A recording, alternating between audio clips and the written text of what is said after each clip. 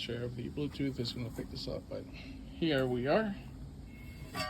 So far so good. We've purged the tank, cut the lid off, which this will be the door on a hinge here. As you can see, the tank was really rusty and pitted. I want to keep that as much as I can. It adds to the character, I believe. This right here is for the 3-inch pipe fitting that's going to go here for the stovepipe. I have some angle iron that I'm going to make a bed with. Some maybe 8 or 10-inch sheet good here, so I have a flat spot to set kettles or whatever on.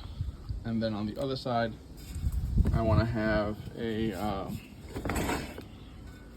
little chute so that I can empty out the ashes, but I'm not sure how I'm going to do that yet. I might just do a flap.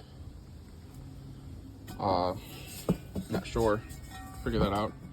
I'm also going to use bed rails for the angle irons, as well as maybe some rebar for the legs, and keep it as cheap as possible so far. The only thing I've done to it, spending any money on, was the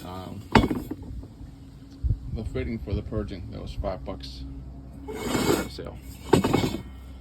So far so good.